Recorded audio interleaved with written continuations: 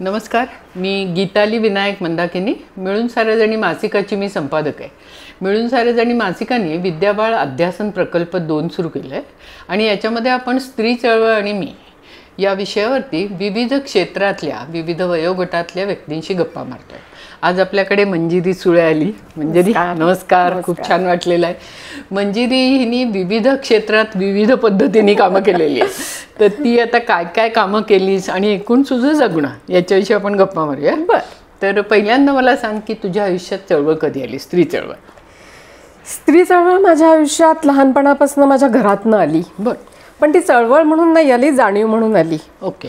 कारण वाचन खूप होतं घरामध्ये. आई वडील दोघांचंही रोजची वृत्तपत्र 2-2 भाषांमधली यायची लायब्ररी साधनाची जवळ होती. आणि आई माझी पुण्यातली गावातली, खास पुण्यातली गावातली म्हणजे पण बहुजन वस्तीमधली गुरुवार पेठेत माझं घर होतं. आणि अतिशय सुंदर 60-65 बिराड असलेली एक चाळ होती. सर्व जाती धर्माचे लोक होते. आई सदाशिव पेठेत जन्मलेली, राहिलेली, शिकलेली आणि अतिशय बुद्धिमान स्त्री. आणि वडिलांनी तिला नोकरी सोडायला लावलेली आणि त्याच्यामुळे तिची ती जाणीव होती आणि तिचं ते वाचन होतं. मग कारण उषा सुळे. तर वडील म्हणले आपण या वस्तीत राहतोय, मुलांना जरा हे लागेल, तुझी मदत लागेल, अमुक तमुक. आणि तिला ती जाणीव होती की माझी नोकरी तुम्ही मला सोडायला लावली. पण सांगायचा उद्देश म्हणजे तिचं वाचन प्रचंड होतं. म्हणजे रोज घरात आलेल्या कागदाच्या कपट्यापासून ते ही वर्तमानपत्र आणि मग ते. आणि आम्हाला वाचायला काही बंदी घातलेली नव्हती.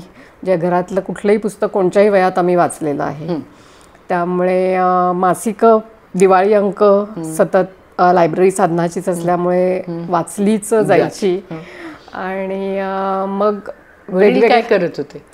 वडील माझे ॲक्च्युअली मी जेव्हा मोठी होत होते तेव्हा ते पुणे म्युन्सिपल कॉर्पोरेशनमध्ये अधिकारी होते. आणि सुरुवातीच्या काळात म्हणजे मला आठवणारे त्यांचे कामाचे दिवस हे बालगंधर्व रंगमंदिराचे ते मॅनेजर होते. आणि ते स्वतः माझ्या आईने त्यांच्याशी लग्न करायचं ठरवलं हे की हा माणूस घरची गरिबी दिसते पण हा लेखक आहे.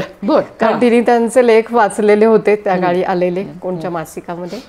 तर ते स्वतः लेखक, कविता. त्यांचं काय नाव म्हणजे कोण? रमेश सुळे. त्यांच्या एकांकिका त्या काळी खूप गाजलेल्या होत्या आणि त्या व्हायच्या खूप. पण लहान मुलांसाठी लिहिलेलं होतं, गोष्टी लिहिलेल्या होत्या. रेडिओवरती, आकाशवाणीवरती कार्यक्रम व्हायचे. वडिलांना लिहिताना वगैरे बघितलेस? अगदी लिहिताना बघितलंय आणि लिहिलेलं वाचून दाखवताना आईला आम्हाला घरामध्ये. म्हणजे प्रत्येक लिहिलेली गोष्ट आईला वाचून दाखवायची. मग आईला तिला धरायचे का असं किती इक्वल आहे म्हणून? तिला काहीतरी म्हणजे तिच्या प्रती असं थोडंसं आदर अशा अर्थाने होता की संपूर्ण कंट्रोल तिच्या घरात होता, तिच्याकडे होता पैशाचा. आलेले पैसे तिच्याकडेच असायचे. आणि वेअरॅज मी आजूबाजूला घरात मध्ये बघायचे तर रोज सकाळी बायका नवऱ्याकडे पैसे मागायच्या. तर मला हे खूप नवीन होतं कोणाच्या घरात खेळत असताना की जाताना मला आज दळण्यासाठी पैसे लागतील म्हणजे एवढेसे पैसे पण त्या बायका मागून घ्यायला लागायच्या. वेअरॅज माझ्या आईच्या हातात कुलूप किल्ली पैसे जे काय असेल ते असायचं. त्यामुळे तिला वाचन तर काय त्यांच्या ज्या एकांकिकाचे म्हणजे हजारो प्रयोग वर्षभरातनं व्हायचे. आणि तेव्हा फक्त 10 रुपये त्या प्रयोगाचं हे असायचं मानधन. ते मनी ऑर्डरनी यायचं त्या काळी. तर त्याच्या नोंदी ठेवणं म्हणजे तिची एवढी मोठी वही झालेली होती ती. कारण त्या गावोगाव आणि सगळ्या आपल्या बँकांच्या, इन्शुरन्स कंपन्यांच्या वगैरे तेव्हा ज्या स्पर्धा व्हायच्या महिला आणि स्पेशली महिलांसाठी, फक्त पुरुषांसाठी फक्त अशा ज्या होत्या कामगार ह्याच्यामध्ये वगैरे. तर ते यायचे. मग त्याच्या नोंदी ठेवणं आणि हस्ताक्षर तिचं इतकं सुंदर होतं की वडिलांनी लिहिलेलं प्रत्येकाचं फायनल प्रती तिच्या हाताने छापायला जायची. आणि त्यामुळे तिच्या प्रती त्यांना त्या दृष्टीने आदर होता. तिने घर खूप बदलवलं जे त्यांचं होतं त्या मनाने. वाचन तिचं हेच होतं. त्यामुळे मुद्दे, लॉजिक अजूनही आमच्यामध्ये सगळ्यांमध्ये कायदेशीर वाद घालणारी लॉजिकली. तर तेही होतं. पण एक ते घरात राहिल्याचा अन्याय झाल्याची भावना होती. बाकीचे तिच्यापेक्षा कमी थोड्याशा गुणांनी यांनी असून सुद्धा बाहेर जाऊन अधिकारी झाल्या, हे झाल्या, मिळवत्या होत्या. बरं मिळवत्या होत्या तर हिला कंट्रोल तसा होता. पण एक तिला तो न्यूनगंड राहिला आणि बाहेर तेवढं करायला नाही मिळालं. पण तिने केलं खूप. म्हणजे त्या ज्या आमच्या वाड्यातल्या बायकांना मग त्यांच्यासाठी असेच वाचन वर्ग चालवणं, मुलांना शिकवणं, काही ना काहीतरी उपक्रम त्यांच्यासाठी करणं, अशा बऱ्याच गोष्टी. ती तुला बहीण भाऊ काय होते? मला 2 मोठे भाऊ बर. आणि मी धाकटी. मग तिथे लाडोबा का मुलगा मुलगी फरक का कसं झालं म्हणजे बालपणात? 2 मुलं झाल्यावर मी अशा कथा ऐकल्यात का माझ्या वडिलांनी आईला सांगितलं होतं, जर मुलगी नाही परत आणलीस घरी येताना तर मी तुला परत पाठवीन तुझ्या माहेरी. त्यामुळे मी वडिलांची प्रचंड लाडकी होते. आणि तसे म्हणजे दोन्ही भाऊही मोठे होते. मुलगी म्हणून असं कमी वगैरे असं हे नव्हतं. पण जाणीवा ह्या सगळ्या बेसिकली तेव्हा त्या काळात पहिल्यांदा आईकडनं, मग वाड्यातल्या स्त्रिया, बाकीच्या स्त्रिया आणि आईचे अधिकार किंवा मग बाहेरचं जग आणि वाचन. म्हणजे काहीही वाचलेलं मी. 7वीत असताना गौरी देशपांडेच्या कादंबऱ्या वगैरे वाचून झालेल्या होत्या. 12वीच्या परीक्षेच्या आदल्या दिवशी रात्री मी पुस्तकं वाचून संपवली. असंच एक आत्मचरित्र आलं होतं मोठं, मोठ्या लेखकांच्या पत्नी होत्या, तर ते मी वाचून पूर्ण केलं रात्रीतनं. कारण ह्या बाई सुद्धा काहीतरी म्हणतायत हे. पण हे 12वी म्हणजे खूपच उशीर झाला. तोपर्यंत शाळेमधल्या एस्पेशली मी आधी नुमवीमध्ये होते माझ्या भावांप्रमाणे. मग मला हुजूर बागेत घातलं गेलं.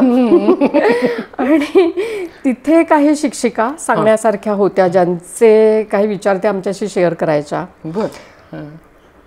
काही विधवा होत्या, काही न लग्न करून राहिलेल्या होत्या. पण मग त्यांचे आलेले अनुभव चक्क 5वीत असताना वगैरे पण आम्हाला ज्या उपमुख्याध्यापिका काही वर्ग घेण्यासाठी जस्ट यायच्या गप्पा मारायला. मग देव कसा नाही माझ्या घरामध्ये, बाजूची मुस्लिम मुली येऊन मग माझ्या रेडिओवर ठेवलेली जी बाहुली आहे त्याला हा तुमचा गॉड आहे का म्हणतात, अल्ला आहे का म्हणतात, मग मला ह्याचा प्रसाद द्याल का म्हणतात. तर ते सांगण्याचे, कारण माझ्या घरात पण असं खूप देव देव देव देव नव्हतं. देवारा होता त्या काळात तरी ॲटलिस्ट रोज पूजा नाही व्हायची. सणावारी वगैरे पूजा व्हायची. पण कोणते आई करायची का बाबा? काम म्हणून कोणतरी? शक्यतो वडील करायचे. आणि अगदीच काहीतरी मोठा सण असेल ते तसेच गेले तर आई पण करायची, असं काही नव्हतं. अगदी लहानपणी कधीतरी मलाही सांगितलं होतं आज तू कर म्हणून कामात. मला तेव्हा काय एवढं काही माहिती नव्हतं म्हणजे पूजा. त्याच्यानंतर माझी जी म्हणजे ह्या बाईंचं एक उदाहरण सांगितलं, तशा अजून म्हणजे काही दुसऱ्या अजून 2 जणी होती. त्यांनी त्यांच्या वैवाहिक जीवन, मग त्याच्यानंतर त्यांचं वैधव्य, मग त्याच्यात आलेले अनुभव हुजूरपागेमधले, हे सगळं सांगितलं. तर तेव्हा मग एक थोडं आपले पण हेच विचार आहेत. म्हणजे आपल्या घरात देवाचं एवढं नाही, कारण रोज संध्याकाळी शाळेत अदरवाईज प्रश्न विचारले जायचे प्रायमरी पासून. देवाजवळ दिवा लागत असेल, शुभंकर होत असेल वगैरे, असं काही नव्हतं. तर मग तेव्हा थोडी एक हे यायला लागली किंवा घरात आम्ही मटण मासे खाणारे, तर मला शाळेत ओपनली सांगायची भीती वाटायची त्यावेळेस. पण ह्या अशा ज्या माझ्या शिक्षिका होत्या काही, त्यांच्यामुळे पुढे ते धैर्य यायला लागलं की जे आहेत ते आहे. वाचनामुळे घरामध्ये राजकीय सामाजिक, माझे वडील थोडेसे सेवा दलाच्या याच्या, आईचं पण लहानपण म्हणजे तिच्या पणजोबांनी तिला सायकलवरनं चालत सदाशिव पेठेतनं नगर रोडला गांधीजींच्या प्रार्थनेसाठी नेलेलं तिला आठवतं. गांधीजी गेले तेव्हा घरात पाहुणे आले तर गोड केलेलं होतं. तर पणजोबांनी ते खाऊ नाही दिलं, म्हणजे घरात अगदी एकदम सुतक म्हणतात तसं. माझे वडील सांगायचे आम्ही शाळेतनं रडत आलो होतो घरी. किंवा मग नंतर तर ते थोडंसं त्यांचं वाचन पण मग थोडंसं लेफ्टचं वाचन झालं. मग समाजवादी लोकांबरोबर बऱ्यापैकी होते. मग राजकारणाच्या ह्याच्यात माझी सगळ्यात पहिल्यांदा वाचनाचं जे मला आठवतं आहे किंवा वर्तमानपत्रातलं वाचन जे मी जास्त गंभीरपणे वाचायला लागले ते इमर्जन्सी डिक्लेअर झाल्यानंतर. आणि जेव्हा पहिले इलेक्शन झाली त्याच्यानंतर त्याचं जे हेडिंग आलं टाइम्समधनं, तेव्हा मग मी पहिल्यांदा इंग्लिश टाइम्समधनं ते वाचायला लागले. जेव्हा मी 4थीत पण होते, म्हणजे इंग्लिश तसं शिकायला सुरुवात नव्हती केली. तर हे करताना मग बऱ्याचशा स्त्रियांचं लेखन, विचार चाललेले, विद्याताई बाळ जेव्हा मिळून साऱ्याजणी सुरू झालं, अर्थातच ते मासिक आमच्या घरी यायला लागलेलं होतं. जसजशी मोठी झाले तसं मैत्रिणी मिळत गेल्या काही, म्हणजे युनिव्हर्सिटीमध्ये वगैरे गेले किंवा कॉलेजमध्ये असताना. कुठलं कॉलेज? SP कॉलेज, BA ला, MA ला युनिव्हर्सिटी.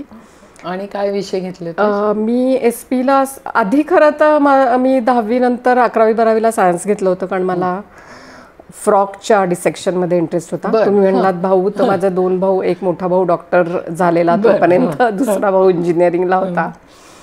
आणि आईवरती एक थोडा अन्याय घरात व्हायचा, ती भावना असायची. आणि आईचं जे आम्हाला सगळ्यांना वडिलांचं मी सांगत होते आदर वगैरे, तर त्याच्यात आईला थोडासा मानसिक त्रास पण व्हायला लागलेला होता घरात राहण्याचा किंवा मोकळं न होण्याचा वगैरे. आणि त्याच्यात कुठेतरी त्या दोघांची भांडणं व्हायची 2-2, 4-4 दिवस.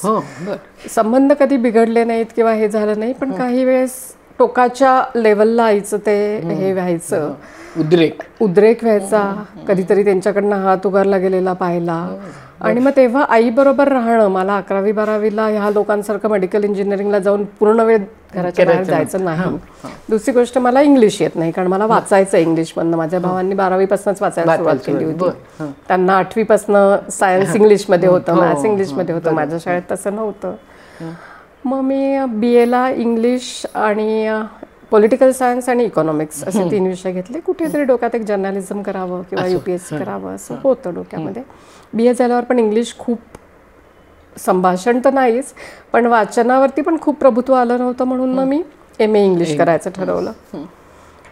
आईचं हे सांगत असताना मग तेव्हा थोडंसं आईच्या बाजूनी उभं राहणं हा एक प्रकार होता. मग त्या आर्ट्सच्या एज्युकेशनमुळे मला सकाळी जाऊन जास्त वेळ आईबरोबर राहणं हे शक्य झालं होतं. आणि तेव्हा आईला एक मी असणं हे आईला खूप, सगळ्यात खरं तर धाकटी मुलगी मी, पण आधार होता. आणि वडिलांनाही मग त्या परिस्थितीमध्ये माझ्याबद्दल एक हे होता म्हणजे.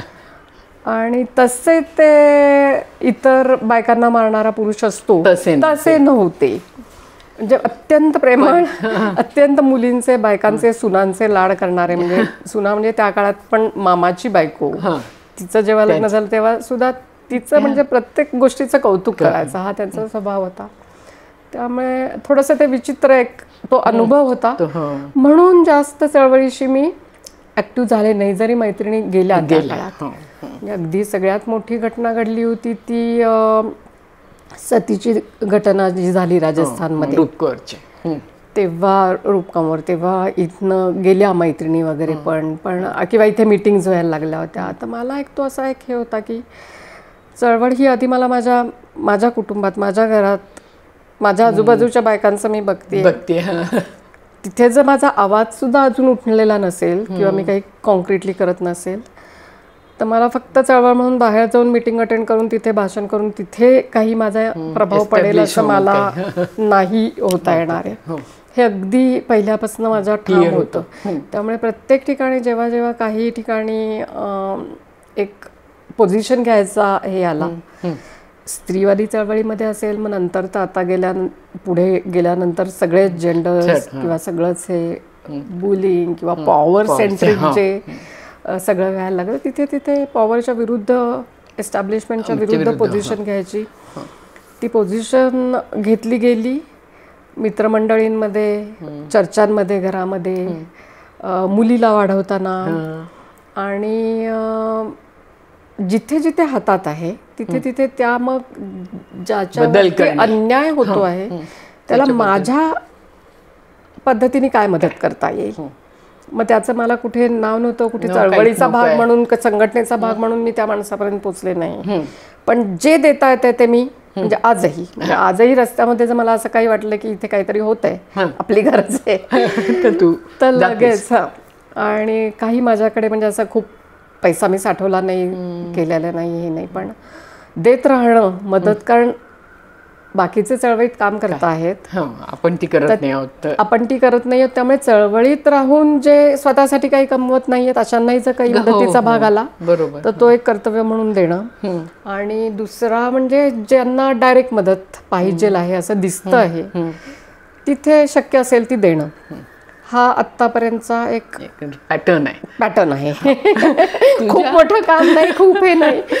तुझ्या आयुष्याकडे पुन्हा येताना लग्नाचा निर्णय कसा घेतला आणि काय विचार केला होता का करतात लग्न म्हणून लग्न केलं नाही, आणि कसं केलं? लग्नाच्या बाबतीत पुन्हा माझ्या वडिलांचं खूप मोठं हे होतं.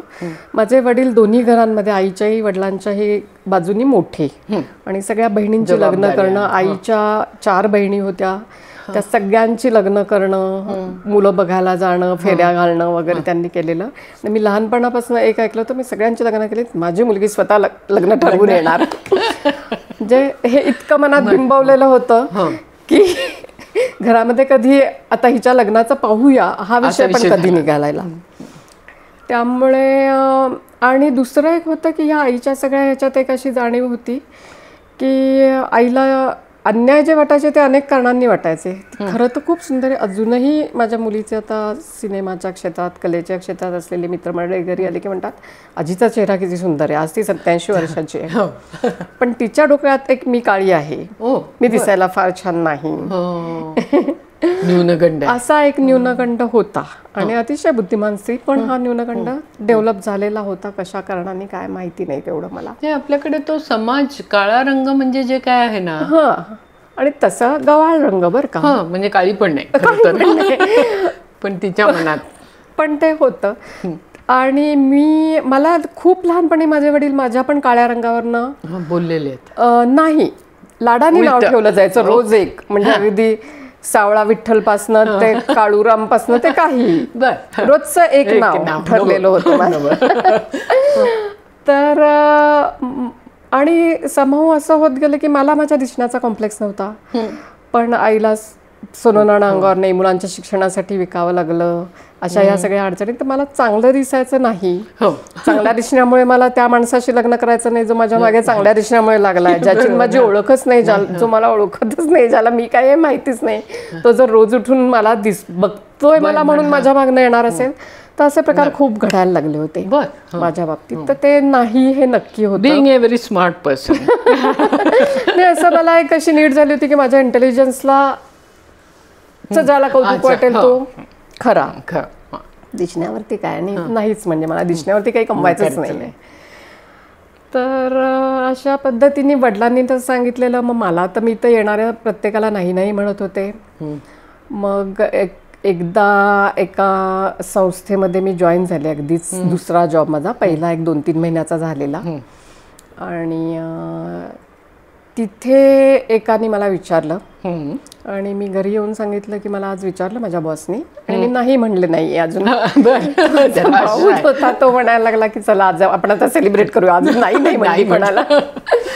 तर तिथे मला माझा नवरा भेटला. तो माझ्यापेक्षा 12 वर्षांनी मोठा होता आणि त्याचे 1-2 अफेअर्स वगैरे होऊन गेले असेल. मी तेव्हा खूपच लहान होते, 23-25 वर्षाची असेल. पण ते प्युअरली मला असं वाटलं की तो माझा बॉस आहे, त्यांनी मला काम करताना बघितलंय, त्याने माझ्या इंटेलिजन्सवरती फिदावून मला विचारलेलं आहे वगैरे वगैरे. तर हो म्हणायला हरकत नाही. आणि असं म्हणून मी सांगितलं घरी की हो आम्ही लग्न करणार आहोत. तोपर्यंत मला तो कोणत्या जातीचा आहे का धर्माचा आहे का, कारण तो मराठी बोलायचा नाही, मुंबईहून आलेला होता. त्याचं काय नाव निघाला शेवटी देशस्थ ब्राह्मण. पण मला घरी विचारलं तर म्हणलं मला नाही माहिती, कारण आडनाव कवडी होतं, ते साधारण ऐकलेलं नव्हतं. म्हणलं असेल साऊथकडचा कोणतरी, मला माहिती नाही. अशा प्रकारे आम्ही ठरवलं, लग्न झालं. आणि मग तो प्रियकराचा नवरा झाल्यावर त्याचं काय झालं? प्रियकराचा नवरा खूप लवकर झाला तो, कारण मी त्याला म्हणलं होतं आपण जरा थांबूयात. तर तो म्हणला नाही मी आधी थांबलो, माझ्या आधीच्या 2 जणी मला सोडून गेल्या, त्यामुळे मला आता माझं वय एवढं वाढलंय, मला करायचंच आहे लग्न लवकर. आणि म्हणलं ठीक आहे मग आता करायचंच आहे तर आपण लवकर लग्न करू. पण मग साधारण 1-2 वर्षात अंदाज आला की एक आपण म्हणतो ती कम्पॅटेबिलिटी, किंवा कारण माझ्या जाणीवा खूप हे झालेल्या होत्या ना, असं म्हणजे टिपिकल मुलगी नव्हते, लग्नाकडेही टिपिकल म्हणून बघत नव्हते.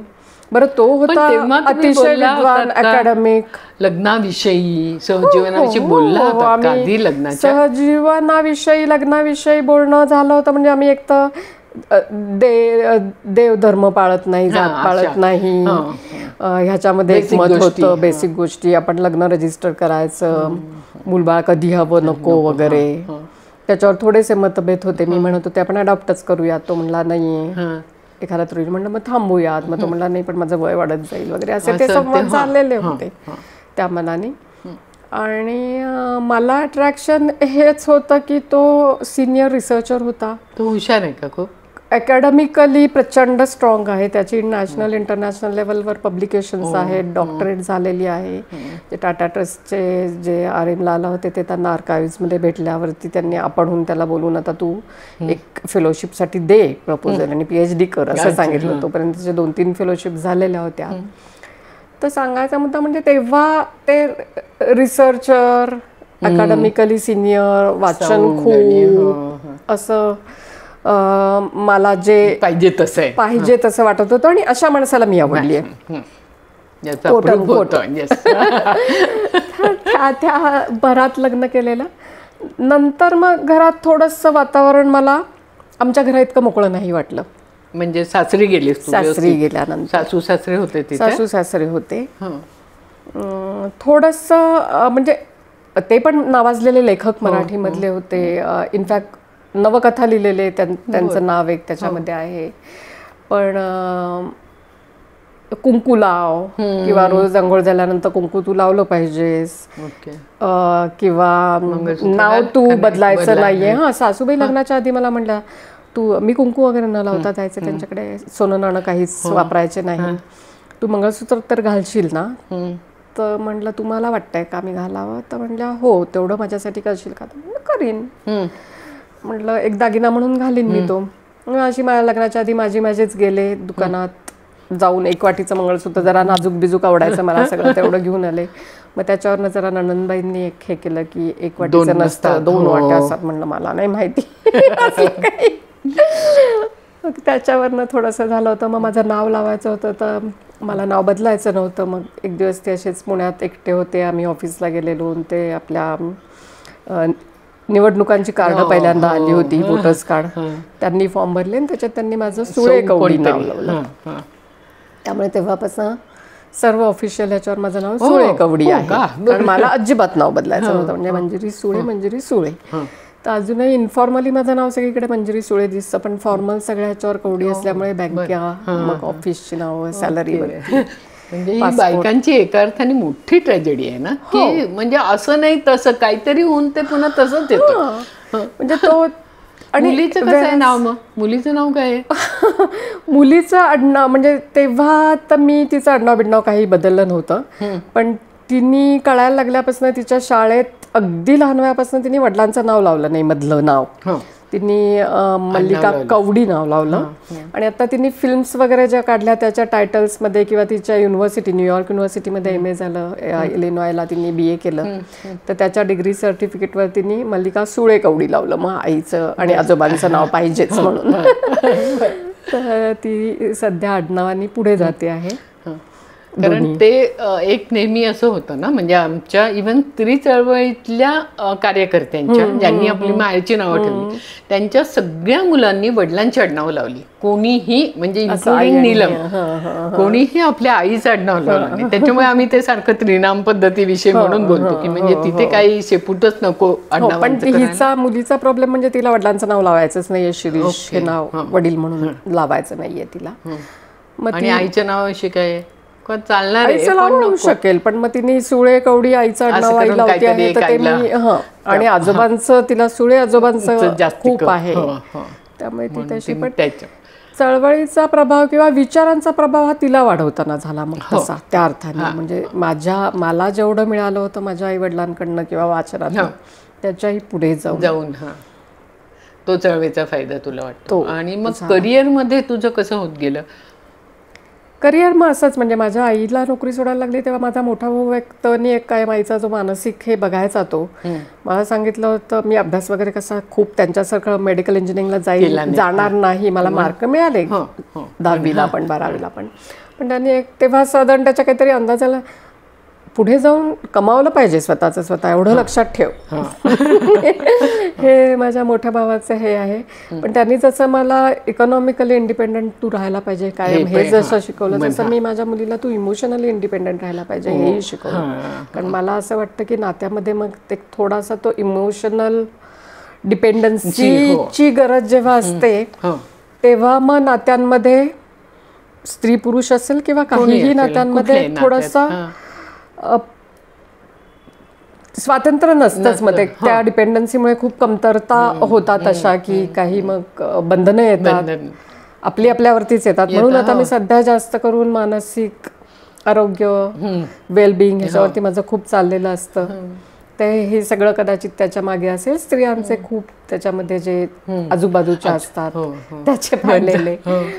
तर करिअरमध्ये माझ्या भावानी तसं सांगितलं होतं, त्यामुळे कधी प्रश्नच नव्हता की नोकरी न करता थांबायचं आहे.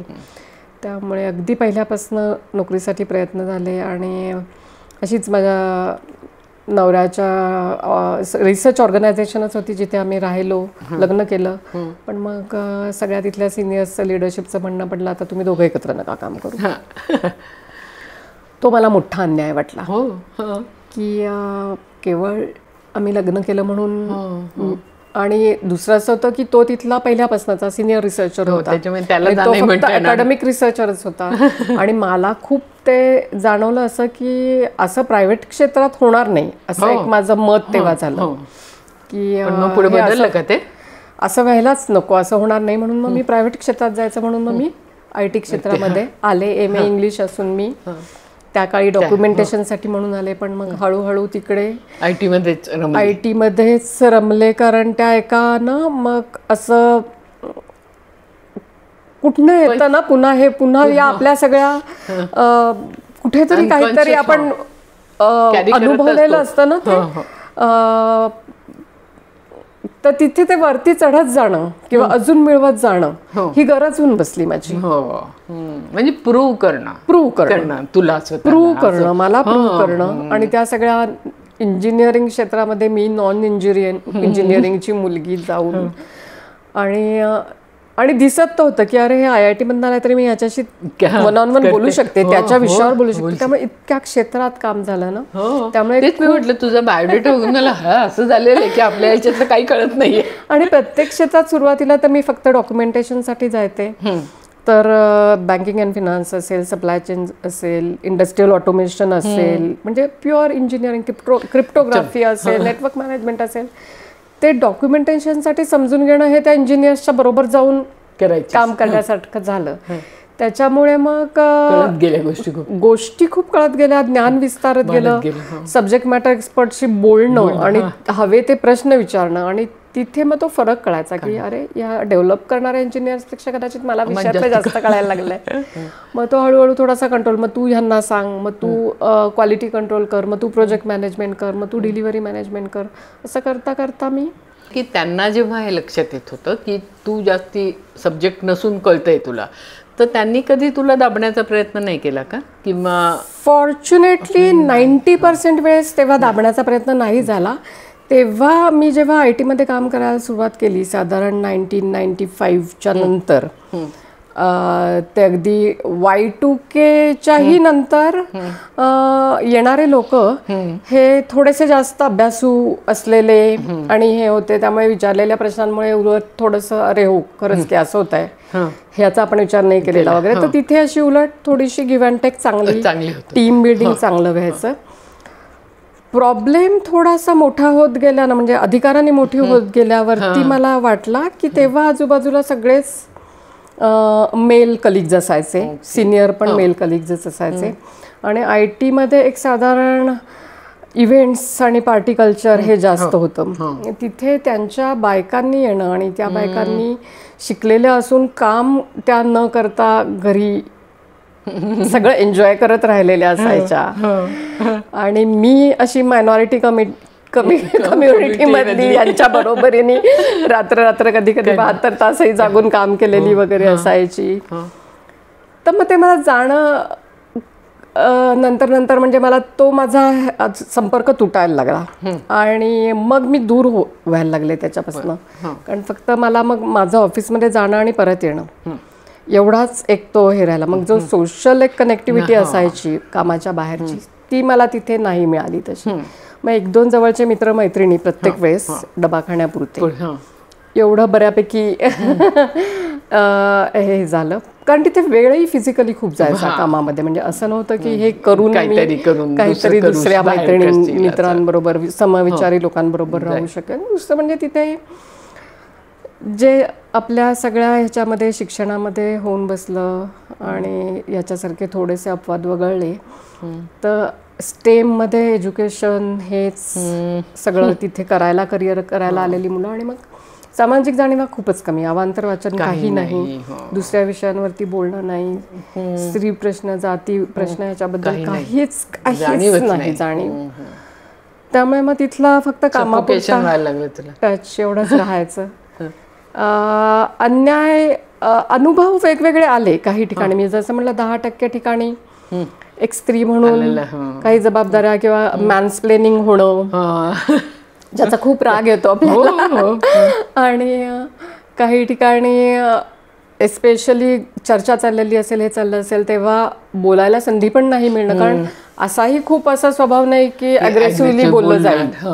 म्हणजे if there is equal democratic environment I can talk and make my point. पण नसेल तर गप्पा बसेन मी, मला काय तसं हे नाही पडलेलं. पण मला कळतंय की चर्चा चुकीची चालली आणि मला बोलता येत नाहीये, कारण लोक उगीच तावातावाने काहीतरी बोलतायत. तर हे अनुभव येत राहिले. जपानमध्ये मी होते, दोन चार कंपन्यांबरोबर मला काम करावं लागलं. पटनीतर्फेच मी गेले होते.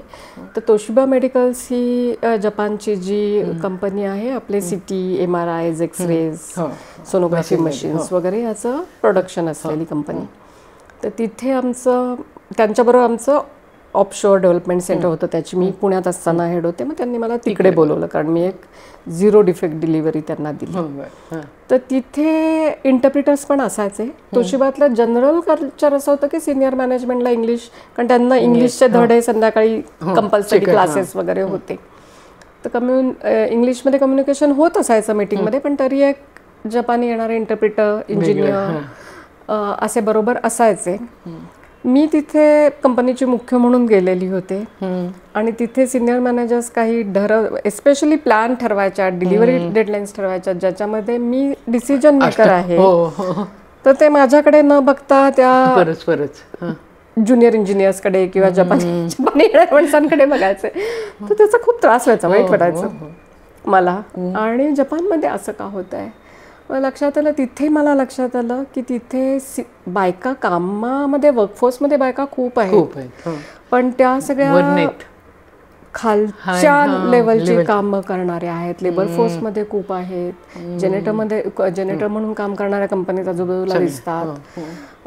क्लेरिकलमध्ये आहेत, शॉप्समध्ये आहेत काउंटरवरती.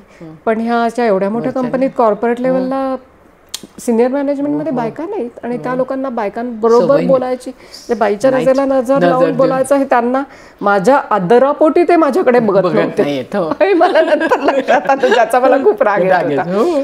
पण हे खूप वाईट वाटलं. म्हणजे एकंदरच आपण समाज, म्हणजे तंत्रज्ञानाच्या दृष्टीने एवढ्या आघाडीवर असलेला तो देश, आणि इतकं सुंदर अनुभव आले तिथल्या.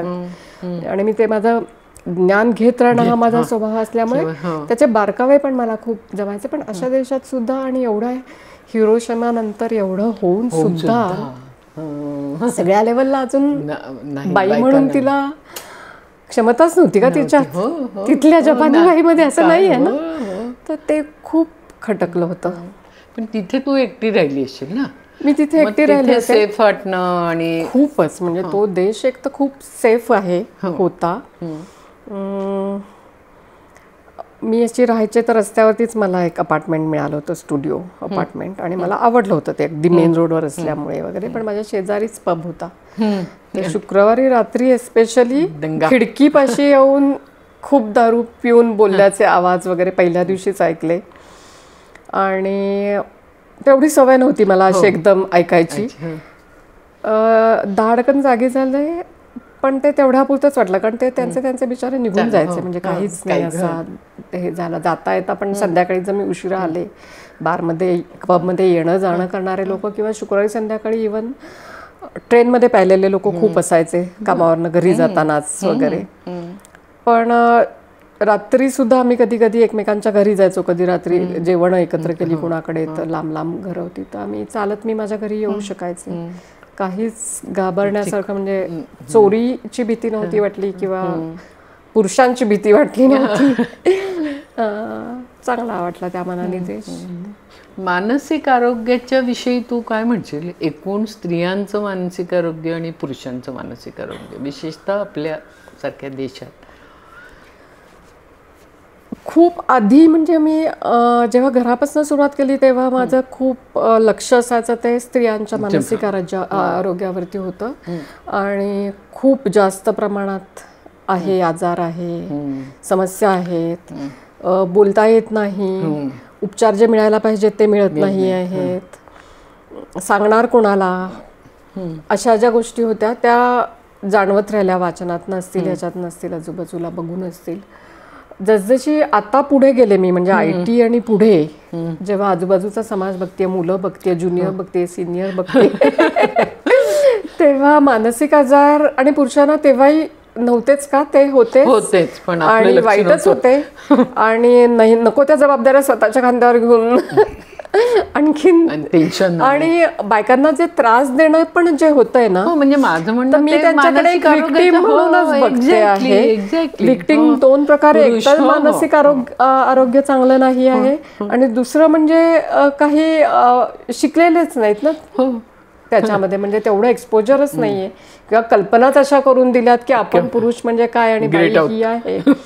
तर ते म्हणजे त्यांना त्या जाणीवच झाल्या नाहीयेत. तर मला तरी जाणवलं सगळीकडेच, म्हणजे मला दिसतोच, म्हणजे अगदी खूप अम्बिशियस आणि खूप सक्सेसफुल माणूस माझ्या समोर आला, कंपनीचा मालक आहे, एवढं मोठं काम जगामध्ये केलेलं आहे आणि मी त्याच्याशी बोलते आहे, तेव्हा मला म्हणजे खूप काही चांगलं नाहीये बरं का, आरोग्य काही खरं नाहीये मानसिक आरोग्य. आणि मग मी साधारण 2008 नंतर मी शालेय कार्यक्रम, म्हणजे माझं जे सगळं इंडस्ट्रीमधलं ज्ञान होतं, क्वालिटी अश्युरन्स आणि वेगवेगळे स्टँडर्ड्स, म्हणजे आता मी मेडिकल इलेक्ट्रॉनिक्समध्ये standards quality, general standards quality, प्रोडक्शनमधले प्रोसेसेस, ह्या सगळ्या तेव्हा आलेल्या होत्या. तर ह्या सगळ्याचं मग सगळीकडेच ॲप्लिकेशन व्हायला सुरुवात झाली होती. तर फॉर्च्युनेटली इथल्या एका नेशन वाईड NGO आहे, तिथे त्यांचा स्कूल असेसमेंटचा प्रोग्राम होता. तर त्यांना काही तिथे स्कूल असेसमेंटचे टूल्स करून हवं, यासाठी मग मला एक IT मधनं बाहेर यायला एक चान्स मिळाला. कारण जेव्हा मी सुरुवातीला नोकरी केली होती ती आरोग्याशी निगडीत NGO मध्ये केलेली होती, रिसर्च ऑर्गनायझेशनमध्ये. तिथनं मी बाहेर पडले, IT मध्ये आले आणि हा एक मला चांगला ब्रेक घेऊन पुन्हा सामाजिक क्षेत्रात याचं काम मिळालं. तर मी तिथे जॉईन झाले आणि तिथे एज्युकेशन म्हणजे काय, एज्युकेशन क्वालिटी म्हणजे काय, ती मेजर करण्यासाठी कोणचे मापदंड चांगले आहेत, कोणचे नाही, त्याच्यावरती खूप वाचन केलं. आणि माझा स्वभाव तो आहे की प्रत्येक गोष्टीच्या तळाशी जायचं. तर मग कसं मुलांचं लर्निंग आउटकम कसं मेजर करू नये, क्वालिटीचं किंवा गुणवत्तेचा मापदंड म्हणून, आणि मग त्याच्यामध्ये शिकवलं जे जातं आहे, ज्या वातावरणात शिकवलं जातं आहे, शिकवण्यासाठी जे काही त्यांना इव्हन शिक्षकांना जे एम्पॉवर केलं जातं आहे, ते त्यातले काही मापदंड घेता येतील का, हे सगळं करता करता मग एज्युकेशनमध्ये ॲक्च्युली काय शिकवलं जात आहे, कसं शिकवलं जात आहे, मग हे मानसिक आरोग्य कसं कुठेच कव्हर नाही होते. आणि तोपर्यंत ना शालेय शिक्षणामध्ये काम करण्यासाठी एन्व्हायरमेंटसाठी वेगळं काम करणाऱ्या संस्था येऊन हे मुलांना देऊया, हे मुलांना व्हॅल्यू एज्युकेशनसाठी देऊया, महिला सबलीकरण, मुलींचं बालिका सबलीकरणमध्ये जुडो कराटे शिकवूयात, हे असं सगळे खूप संस्था यायच्या. आणि मी सगळ्यांना सांगत होते, म्हणजे मी गव्हर्नमेंटच्या लेवलला पण तेव्हा मग बरंच ॲडव्होकसीसाठी मला फॉर्च्युनेटली चान्स मिळाला होता की प्रत्येक जण येऊन एक तास मागायला लागला, तर मुलांनी करायचं. बरोबर. आणि मुळात सगळं एज्युकेशन म्हणजेच सगळं मिळायला पाहिजे ना. तर तुमच्या सर्वांगीण एज्युकेशनमध्ये होलिस्टिक अप्रोचने आपण काय काय देऊ शकतो असा जर होत गेला, पण नाही, त्याच्यामध्ये अजूनही कुठेही मानसिक आरोग्यावरती म्हणून अजून खूप काही होत नाहीये. आणि रिसेप्टिव्हिटी जी आहे ना मूल आणि माणूस घडण्याची, ही तेव्हाच होत असते. त्यामुळे मी ॲडोलेसन्स म्हणून learning, how learning happens, cognitive learning, ह्याच्यामध्ये पण मी खूप वाचन केलं, काही कोर्सेस केले, ते तेवढ्यासाठी केले. तर मग मेंटल हेल्थमध्ये मग या मुलांना ह्या ज्या सगळ्या कल्पना आहेत ना की अवेअरनेस, स्वतःला स्वतःबद्दल काय वाटतंय, मग ते आयडेंटिफिकेशन. आणि आता तुम्ही जसं म्हणलात की महिलांचं आणि पुरुषांचं, तर आता सगळ्याच जेंडरचं जे मानसिक आजाराचं झालं की मला माझं स्वतःचं जेंडरच सापडत नाहीये किंवा सापडलंय पण सांगता येत नाहीये, मला सेक्शुअल ओरिएंटेशन बद्दल बोलताच येत नाहीये. आणि त्या काळा म्हणजे त्या छोट्या वयापासून ते अक्षरशः ओपन होईपर्यंत आउट होईपर्यंत केवढा काळ जातो ज्याच्यामध्ये ते. आणि इव्हन आउट झाल्यानंतर एक वेगळा कमी झालेलं म्हणजे असं काही तो हे नाहीच. तर तेव्हापासून असं डोक्यात जास्त आलं की मुलांना त्या दृष्टीने रिसेप्टिव्ह एजमध्ये आपण काही करू शकतो का, हे प्रयत्न चालू करावेत. मग माझं वाचन आत्ता माझं वाचन करणं काहीतरी माझ्या लेवलला, पुन्हा मी नेहमी म्हणते तसं कोणत्याही संस्थेबरोबर मला खूप काही करता येईल करेन, कारण क्वालिफिकेशन नाही. मग माझं वाचन किती करता येतंय, त्यातनं काही छोटं मला करता येतंय का, आजूबाजूच्या काही मुलांना किंवा कोणाशी बोलता येतंय का ज्याच्यातनं पुढे काहीतरी घडू शकेल, अशा दृष्टीने मुला मुलींशी बोलणं. मुलं किती रिसेप्टिव्ह असतात किंवा कसं तुला असा अनुभव कसा आहे, मुलांबरोबरचा अनुभव कसा, मोठ्या माणसांबरोबरचा? म्हणजे मुलं जी ज्युनियर म्हणून जेव्हा मला इंजिनियर्स यायला लागले तर मला अशी त्यांची एक वल्नरेबिलिटी आपण म्हणतो ना, ती दिसायला लागली बऱ्याचदा, की ऐकायला तयार असतात बरं का मुलं. आणि फक्त तेव्हा असं वाटायचं की कामाच्या बाबतीत, अधिकाराच्या बाबतीत एक बाई म्हणून, कारण काही ठिकाणी आपण म्हणलो तसं तो एक ऐकणारा, माझा आवाज ऐकणारा वर्गच नसायचा आजूबाजूला. तर अरे ही आपल्याला काहीतरी सांगते, आपल्यापेक्षा जास्त कळतंय, तर ते ऐकण्यापासूनची वल्नरेबिलिटी, ते एखादं आपण आजूबाजूला जाऊन अरे काय झालं, असं का दिसतोय, ते ओपन अप होणं, ज्या पद्धतीने तुम्ही विचारता त्या पद्धतीला रिस्पॉन्स देणं, ही तरुण मुलं करायला लागली होती माझ्या गेल्या 20 वर्षाच्या ह्याच्यात. आणि आता मुलं म्हणजे तरुण मुलं जास्त ओपन आहेत, बोलतायत, ऐकतायत. पण अर्थात पुन्हा टच पॉइंट्स जे आहेत ना ते लिमिटेड असतात आपले, कारण पूर्ण जो पसरलेला. आणि आता परवा तुमचा जो लेख आला होता आणि मला जे वाटलं की इतकं कॉम्प्लिकेटेड होत चाललेलं सगळं, तुम्ही एक केस व्हायची तर आपण एवढं धावून बोललं जायचं. म्हणजे मलाही आठवतंय इव्हन काही वर्षांपूर्वी इथल्या 10वीच्या एका शिक्षकांनी एक लिहिला होता महाराष्ट्र टाइम्समध्ये की 10वीतल्या मुली ओपन झाल्या वर्गात एक घटना घडल्यावर. पण आता ह्या रोजच्या एवढ्या घटना घडायला लागल्यात आणि त्या ऍक्सेप्ट होणं नॉर्मल, म्हणजे वाचून किंवा बातमी ऐकून लोकांनी पुढे सरकणं, हे प्रमाण एवढं मोठं आहे. मग तिथे ऐकणारी मुलं, ऐकणाऱ्या मुली सुद्धा कुठे आहेत, विचार करणाऱ्या मुली तरी कुठे आहेत. दुसरं असं ह्याचाच अजून एक असं ऐकता मला एक अभिनंदन सिकरी म्हणून एक चांगला एक जर्नलिस्ट आहे, त्याचं परवा बोलणं एक ऐकण्यात आलं, एक रील जस्ट समोर आलं. तो म्हणला ते एकदम पटलं मला, बायकांच्या बाबतीत हा अनुभव सांगता असं वाटतोय की तो म्हणला की 10-11 वर्ष तुम्ही मुख्यमंत्री राहिलात, 12-14 वर्ष देशात निवडून आलात, तरी प्रत्येक सभेमध्ये जाऊन तुम्ही आम्ही कसे विक्टिम आहोत, आम्हाला कसं अन्याय झालाय, आम्हाला कशा हे होतात, असं जर बोलत असाल तर तुम्ही ती सत्ता जी तुमच्या हातात होती त्याचा उपयोग नीट नाही केला. तर मला हे प्रत्येक, आणि म्हणून मला जे संस्थांपासून चळवळींपासून मी लांब राहते ना, तर मला असं जे नेहमी वाटतं की प्रत्येक संस्था असेल, आपले डिव्हिजन असेल, डिपार्टमेंट असेल, आपलं घर असेल, तिथे एक अधिकार केंद्र असतं. मग त्या अधिकार केंद्राला वापरून तुम्ही तिथलं कल्चर किती बदलू शकला आहात. बरोबर, का तुम्ही कायम विक्टिम म्हणूनच बोलणार आहात. तर हे आपल्या प्रत्येक घरामधल्या स्त्रीला, एक स्त्री म्हणून कदाचित तुम्ही मी जे बाहेर पडतो खूप आणि कामं करतो म्हणतोय आपण, स्वावलंबी स्त्री आहोत, त्यांच्यापेक्षाही जास्त पॉवर कदाचित त्या घरातल्या बायकांना आहे बरं का, की या आपल्याला जेवायला घालतायत, या आपल्या मुलांना वाढवतायत म्हणून. पण त्या सत्तेचा, त्या शक्तीचा उपयोग करावा. आणि शिकलेल्या बायका, असं नाही की अगदी खूप या हे राहिल्या, पण तो जो आहे ना, शिकलेल्या बायका आणि स्वतंत्र विचाराच्या बायका, याच्यामध्ये फरक आहे. पण मग शिक्षण काय करतं, म्हणून मी पुन्हा त्या रिसेप्टिव्हिटीकडे जाते की त्या वयात मुला मुलींना अवेअर केलं तर काहीतरी ते स्वकेंद्रित एक हे विचार होईल का, की माझा विचार करू शकतो मी, शकते मी. विचार करायला शिकवणं हे शिक्षणात नाही होते, अजिबातच होत. त्याच्यामुळे मग शिकलेल्या बाईला किंवा शिकलेल्या पुरुषांना, मुलांना, आणि तोच मुद्दा आहे ना की बायकांवरती आपण सारखं बोलत आलो, त्यामुळे आपण असं म्हणतो खरंच पुरुष आहेत का स्वतंत्र, म्हणजे ते आपले बाहेर जातात, पैसे मिळवतात आणि गोष्टींसाठी आपण म्हणलो तसं त्यांना विचार क्षमताही नाही आणि त्यामुळे ते विक्टिम आहेतच मानसिक आरोग्याचे आणि विचार न मला पुन्हा माझ्या आवडत्या विषयाकडे येणं की मानसिक आरोग्य आणि जेंडर यांचा जो डायरेक्ट संबंध आहे तो मानला जातोय का, म्हणजे मेनस्ट्रीम मध्ये, म्हणजे जसं मेनस्ट्रीम मध्ये मानलाच जातोय तो अजूनही आपल्या इथे तरी, म्हणजे आता सगळीकडे वेगवेगळे प्रयोग आणि आता बदल आणि आता वेगाने होत आहेत, पण अजूनही रिसर्च प्रोजेक्टचे काही स्टडीज जर बघितले तर अजूनही काही रिसर्च संशोधन संस्था आहेत नावाजलेल्या आहेत, ते सुद्धा नवीन प्रोजेक्ट चालू करायचं म्हणता आहेत. तर डोमेस्टिक व्हायलन्सवरती महिलांचं आरोग्य आणि डोमेस्टिक व्हायलन्स असंच करता आहेत, प्रमाण आहेच मोठं, ते त्याबद्दल काहीच वाद नाहीये.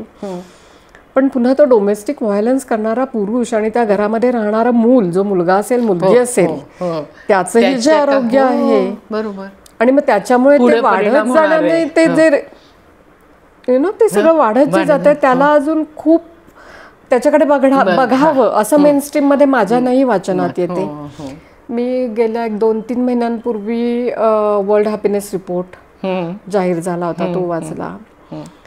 तर त्याच्यामधलं आपलं जे भारतातलं दिलं आहे ना त्याचं चित्र मला खूप असंच सायकोलॉजिकल स्टडीच्या आधारेच त्यांनी ते केलं, ते काही सर्वेच नव्हते हॅपीनेसचे केलेले, पण साधारण वरच्या वयोगटातल्या लोकांचं स्पेशली. तर त्याच्यात जातीमुळे किंवा जेंडरमुळे काही हॅपीनेस इंडेक्समध्ये फरक नाही पडलेला. याचा अर्थ म्हणजे ना ते जास्त बायकांचं चांगलं आहे किंवा बायकांचं खूप वाईट आहे, खालच्या जातीच्या लोकांचं, खालच्या क्लासच्या लोकांचं खूप वाईट आहे असं नाही. उलट एका ॲव्हरेज लेवलहून ते बऱ्यापैकी, म्हणजे ज्या समाजाचं त्यांनी घेतलं होतं, जे काही सॅम्पल होतं त्याच्यामध्ये ते बऱ्यापैकी होतं. तर हे खटकणारं होतं मला की रिसर्च प्रोजेक्ट तुम्ही आणि अख्ख्या वर्ल्ड लेवलच्या रिपोर्टवरती तुम्ही इंडियाचा म्हणून एक सेक्शन देता आणि त्याच्यात रिपोर्ट तुम्हाला जो मिळतो त्याच्यामध्ये खरंच असं आहे मानसिक आरोग्य किंवा आणि हॅपीनेसचा एक जो रिलेशन असेल, म्हणजे तिथं पुन्हा आता एक दुसरा बारकाव येतो की हॅपीनेसची डेफिनेशन प्रत्येकाची काय आहे, राईट, आणि ती फक्त मानसिक आरोग्याशी निगडीत आहे का. पण कोटेबल सायटेबल रिसर्च असता तर कदाचित तो घेतला गेला असता. तुम्ही प्रश्न विचारला म्हणून मला आठवलाय, पण बघावं लागेल अजूनही की मुद्दामून असं काही आहे का भर. कारण आम्हाला आठवतंय मुक्तांगणमध्ये अनिल आणि सुनंदा बरोबर आमचा एक मतभेदाचा मुद्दा असायचा की मी त्याला असं म्हणायची की पुरुष जास्ती व्यसनी जे असतात त्याला त्यांचं पुरुषत्व जबाबदार आहे असं तुला वाटत नाही का, असा माझा त्याला डायरेक्टच प्रश्न असायचा. तर त्यांचं म्हणणं असं असतं आम्ही स्त्री पुरुष असं काही बघत नाही, आम्ही माणूस म्हणून बघतो. अरे म्हटलं हो, ते आपलं फायनल एम आहे, आत्ता नाही आहे ना. पण स्त्री पुरुष म्हणजे माणसं सगळी, बाई ही बाईच आहे, पुरुष हा पुरुषच, म्हणजे आपण तसंच घडवतोय ना अजून. तर तशा अंगाने मला म्हणायचंय. पण तरी माझं पण मग थोडंसं, सॉरी तुम्हाला मी कट केलं, आपण कंटिन्यू करूयात. पण माझा आधीचा जो मुद्दा होता त्या अर्थाने की मला तरी अजून असं वाटतं की ते विक्टीम जास्तच तयार करत जातोय आपण. त्या बाईच्या एका डोमेस्टिक व्हायलन्समधल्या बाईच्या किंवा दारू पिऊन येऊन मारणाऱ्या बाईच्या दृष्टीतनं जर बघायला गेलो तर त्या एका बाईच्या आजूबाजूला जे अख्खं कुटुंब आहे त्याच्यामध्ये केवढे मानसिक स्वास्थ्याचे प्रॉब्लेम निर्माण झालेले लोक झाले. मग तिचे लहान मुलांचं काय होईल पुढे झाल्यावर, आणि तो जो वडिलांना पाहिलंय, वडिलांचा अधिकार, त्या मुलाचं काय चालू राहते ना. तर मला असं वाटतं की तुम्ही जे वाक्य बोलताय ते मला ऐकण्यात खूप इंटरेस्ट आहे, पण मला असं वाटतं की फक्त मेनस्ट्रीममध्ये अजूनही बायकांचे प्रश्न आणि मानसिक आरोग्य याच्याकडे बघायला नको आहे कुठेतरी. हे आता नको ना. मी उलट तेच म्हणते की नाहीच म्हणते मी, माझं उलटच म्हणणं आहे का, म्हणजे आपल्याकडे होतंय कसं सर्व माणसांना गेल्या 20-25 वर्षात जेंडर म्हटलं की बाई म्हणतायत. मी नाही तसं म्हणते, मी जेंडर म्हणजे पुरुष LGBTIQ सगळे म्हणते. तर तशा ह्याच्यात मी म्हणते की जे जेंडर पुरुष असं झालेलं आहे, म्हणजे पुरुषपणा थोडक्यात, त्याच्यामुळे तो मानसिक आरोग्याचा आहे. आणि याच्याविषयी जास्ती खोलात शिरून अभ्यास होणं किंवा त्याला सांगणं की अरे तू विक्टिम आहेस, बघ तू तुझं मनस बरोबर नाही म्हणता ते बरोबर आहे. मग आपलं एकच मत होत आहे की आपल्याला सगळ्यांना सर्वसमावेशक मानसिक आणि त्याच्यात स्ट्रॅटिफिकेशन केलं तर उत्तमच आहे. मग पुन्हा तिथे आपण सगळ्या म्हणतो तशा ज्या उतरंडी आहेत त्या सगळ्याच कारणीभूत ठरत असतात कुठे ना कुठेतरी. पण आता जे माझ्या एक इमिजिएट कॉन्टेक्स्टमध्ये ज्या संस्थांशी मी निगडीत होते आणि जिथे नावाजलेल्या संस्था आहेत, त्यांचा पण पहिला जो प्रोजेक्ट सुरू झाला डोमेस्टिक व्हायलन्ससाठी, इन्फॉर्मल कम्युनिटी सपोर्टर्स मेंटल हेल्थसाठी देण्याचे, तिथेही डोमेस्टिक व्हायलन्स म्हणजे फक्त स्त्री घेतलं होतं. आणि एस्पेशली मला आत्ता वाटतं की तो एक वरचा एक आहे दारू पिऊन मारणारा पुरुष, तोही आज कदाचित खूप मोठा झाला आहे. पण जी मुलं येत आहेत आणि त्यांना जो डोमेस्टिक व्हायलन्स जेंडर इश्यूमुळे होतो आहे, तर त्याच्यावरती जास्ती ते महत्वाचं. आणि ते कसं आहे की तेवढंच महत्वाचं आहे असं नाही, ते जास्ती महत्वाचं अशासाठी आहे की लॉंगर लास्टिंग इफेक्ट त्यांच्यावर बालपणाच्या याचे इम्पॅक्ट जो होतो ना, तो एकूण सगळं त्यांचं डेलिकेट असणं म्हणजे मन सुद्धा, आणि दुसरं म्हणजे व्हल्नरेबल असणं, म्हणजे ते इंडिपेंडेंट पर्सन्स नाही आहेत. आणि मगाच्या तुमच्या ज्या प्रश्नाला जोडून घ्यायचं म्हणलं तर रिसेप्टिव्हिटी कुठे आहे, तर मी आता काही आरोग्य संस्थांमध्ये जाते, काही कार्यक्रमांना जाते, तर येणारी मुलं किंवा पुरुष खूप असतात बरं का. अँझायटीचा कार्यक्रम असेल, अजून काही म्हणजे आरबीटीचा असेल, याचा असेल, जे मोठ्या मोठ्या संस्थांमध्ये काही 2-2 दिवसाचे वर्कशॉप होतात, हे होतात, तर पुरुष मंडळी येणारी असतात अगदी सर्व वयोगटातली. मग तरुण मुलं पण असतात. पण ती बोलतात का, म्हणजे ओपन आउट होतात, बोलतात. म्हणजे आता माझ्या मते त्यांना हे कळायला लागलंय की पण पुन्हा तो छोटासाच एक पॉकेट असू शकतो अर्थात. आणि ते आपण त्यांच्या नोकरीशी संबंधित आहे का किंवा असं सुद्धा थोडं असतं ना. आणि 80% ज्यांना हव्य आहे मानसिक आधाराची गरज किंवा मानसिक उपचाराची, मी आता सध्या एक खूप चांगला स्टडी केला इंटरनेटवरती वाचनाचाच, AI चॅटबोट चा आधार घेणं हे खूप वाढलं आहे. तर त्याच्यावरती खूप चांगले काही अभ्यास झाले, रिपोर्ट आले, तर त्यातले वाचून एक आर्टिकल मी इंग्लिशमध्ये लिहिलं, मराठीमध्ये लिहिलं. तर तो जो आहे म्हणजे पुन्हा हेच की 80% लोकांना ज्यांना गरज आहे त्यांना काही अनेक कारणांनी ऍक्सेस नाही आहे, पैसे नाही आहेत, कलंक आहे, त्याच्यामुळे तिथपर्यंत जाता येणार नाही. मग ज्यांना ॲटलिस्ट ॲक्सेस आता इंटरनेटला आहे, थोडासा अवेअरनेस आहे, त्यांना चॅट बॉट वापरणं हे खूप सोयीचं व्हायला लागलं आहे. मग तिथे ते मानसिक आधारासाठी, अर्थात मला ते मी शोधायचा प्रयत्न करत होते की कोणत्या प्रकारचे लोक ह्याच्यात घेतात, तेवढे स्टडी अजून बाहेर आले नाहीत. त्याचे ऍक्च्युअली दुष्परिणाम खूप होत आहेत, आता होणारही आहेत, कारण तो इमिजिएट एक ना असा आधार मिळतो. आणि कोणाशी काही नसतो, खरं कोणाशी बोलायला नाही लागत, कोणी आई वडील सुद्धा, कुटुंबीय किंवा मित्र सुद्धा आपल्याला जज करतात, तशी जी भीती असते ती तिथे नसते, ते इम्पर्सनल होऊन जातं, मन मोकळं होतं. बरं, आता AI इतकं डेव्हलप झालेलं आहे की ते लर्निंग, डीप लर्निंग जे होतं आहे त्याच्यातनं लॉजिकल उत्तर ते देत आहे त्याला, त्यामुळे काहीतरी सोल्युशन, काहीतरी ऍक्टिव्हिटी मिळाल्याचं वाटतं आहे. पण हा जो आपला जो शिकलेला थेरपिस्ट ज्या प्रकारे नातं जोडेल त्याच्याशी, जे कम्युनिकेशन रिलेशन, तर त्याच्यावरती मी एक म्हणजे आपला डिजिटल मित्र, त्याला मी मानुष असं म्हणलं, अमानुष. तू दिलाय का, तू कोणाला नाही दिला, आणि आजच पूर्ण झालाय माझा, तो अजून वाचलाही नाहीये ना, तो आपल्यालाच देणार असं मी म्हणली. तर असं मानसिक क्षेत्रामध्ये बघायला लागलं तर मग हे मुलं मुली म्हणजे मला ते आता ते त्याच्यात पण माझ्या जे संपर्क म्हणजे जे लेख वाचले मी त्याच्यात होतं की अजून याच्यावरती दुष्परिणाम किती होतात आणि कसे होतात ते अजून नाही झाले. पण काय काय करू शकतो आपण, दोन्हीचा उपयोग करून कदाचित होईल काहीतरी चांगलं. पुन्हा मी अजून एक AI वरचं म्हणजे सध्या मी AI वरती जास्त, कारण ते एन्व्हायरमेंटचा पण खूप परिणाम आहे आणि वापरता एवढा चाललेला आहे. मग डेटा सेंटर काय, मग सामान्यांना माहिती व्हावी. पण कुठेतरी ते मुलं असतील, मुली असतील ज्यांना त्या इंटरनेटचा ऍक्सेस आहे, त्यांचा AI चॅट बॉट मानसिक आधारासाठी वापर करण्याचा वापर प्रवृत्ती वाढली. असं दिसतंय. आणि आता भविष्यामध्ये तुला काय विशेष करायचंय?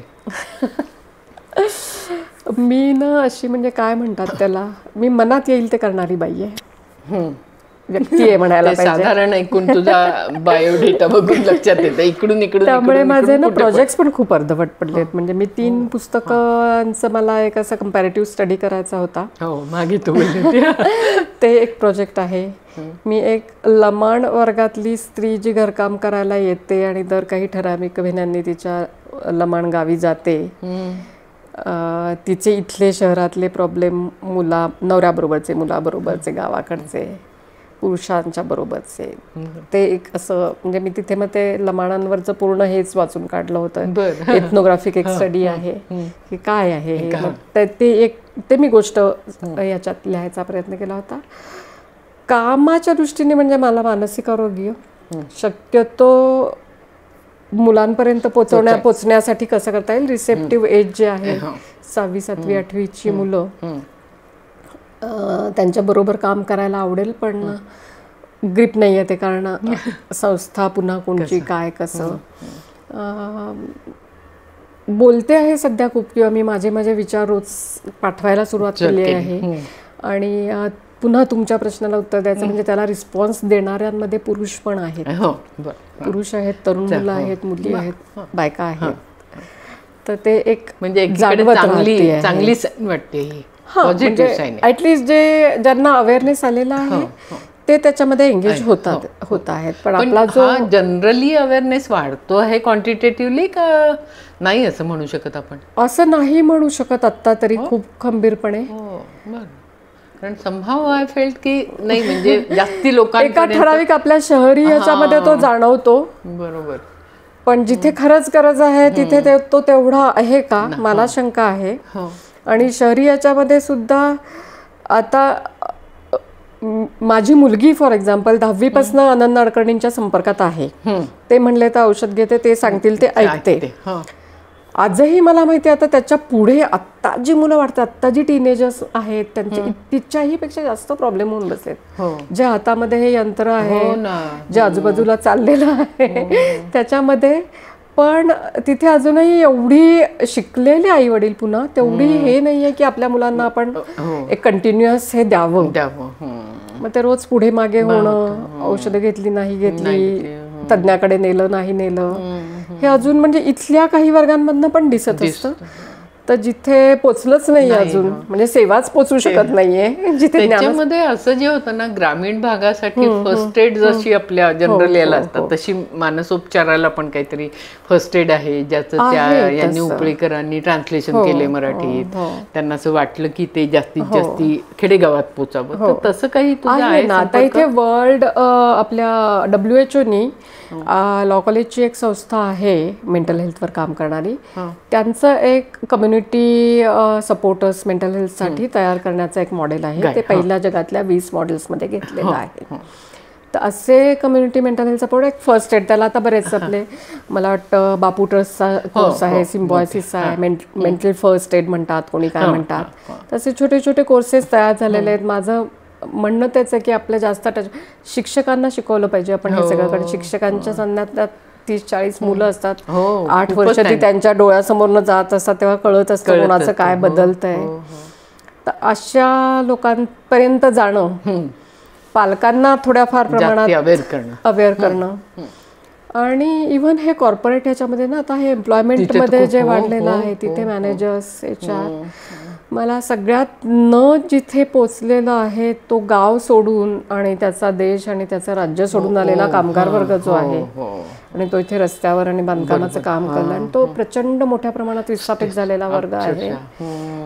तो कसा राहतो आहे, काय खातो आहे, काय काम करतोय, आणि त्याच्यात त्याच्या मानसिक आरोग्याचं काय होतं, फिजिकल आरोग्याचं काय, आणि त्याचे परिणाम, त्याच्यामुळे ते फोनवरती काय ऐकणं, काय बघणं, त्याच्यामुळे मग ते पुन्हा राजकीय मत काय होत जाणं, आणि सगळं रिलेटेड आपण जे म्हणतो ना व्हायलन्स. आणि हे जो झालाय आता तो फक्त स्त्रीच्या बाबतीतला व्हायलन्स, त्याला आता खूप पदर आहेत, कारण त्याची खूप कमी जास्त झालेली आहेत. आता पूर्वी कसं आपण त्या एका केसकडे आपण एक केसमध्ये बघायचो, तेव्हा त्या कुटुंबात काय घडतंय तिथे जाऊन आपण त्याला म्हणजे आपले हे सगळे कार्यक्रम झाले, या सगळ्याला आता पॉलिटिकल, इकॉनॉमिक आणि अशी सगळी फारच मोठी कल्चरल आहे त्याच्यामध्ये.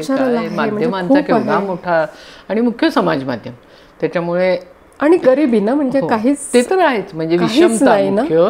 आणि कसं आहे, स्वतःची गरिबी आहे शिवाय लोकांची एवढी श्रीमंती बघायची, म्हणजे हा केवढा मोठा एक मनावर काहीतरी होत असणार ना त्याच्या. रिक्षा चालवायचे किंवा टॅक्सी चालवायचे किंवा ते खाण्याचं पॅकेट घेऊन जायचंय 20 मिनिटाच्या आत धावत पळत, आणि ते कुठल्या टॉवर मध्ये नेऊन द्यायचंय, तिथे आपण काय बघायचंय आणि आपण शेवटी जाऊन काय करणार आहोत, म्हणजे हे कुठे सगळं घेऊन चाललंय कळत नाही. कसं हे कुठे ठिगळ लावणार असं होतं ना ते. आभाळ फाटलंय असं जे वाटलंय तरी आपल्या बाजूनी करत राहणं, आणि त्यासाठी खूप शुभेच्छा. त्यामुळेच ह्या छोट्या छोट्या आपल्या संपर्कात कोणी येईल त्याला काही मदत होते का, ह्यांनी मला एक थोडंसं समाधान मिळतं. मग ते स्त्रिया असतील, मुलं असतील, कोणत्याही जेंडरचे लोक असतील, गरीब असतील. आणि मला असं वाटतं की त्याबरोबर तू लिहित राहणं हे खूप गरजेचं आहे. हे मी संपादक म्हणून फक्त म्हणत नाहीये, मैत्रीण म्हणून सुद्धा म्हणते, कारण मला असं वाटतं की ते एकाच वेळेला खूप जणांपर्यंत पोहोचतं जेव्हा तुम्ही लिखित स्वरूपात काहीतरी करतात. त्यामुळे त्यासाठी पण तुम्ही म्हणतात. आणि एवढा अनुभव घेतलाय ना सर्व, म्हणजे खूप फिरणं झालं, हो ते खूप माणसांना भेटणं झालंय. तर मी आता जरा थांब आणि लिहायला याच्यावरतीच आपण थांबूया. त्यासाठी खूप शुभेच्छा देते मी. हो, थँक्यू. आमचा हा व्हिडिओ तुम्हाला आवडला असेल तर लाईक करा, शेअर करा आणि मिळून साऱ्याजणीच्या YouTube चॅनेलला सबस्क्राईब करा. धन्यवाद. नमस्कार.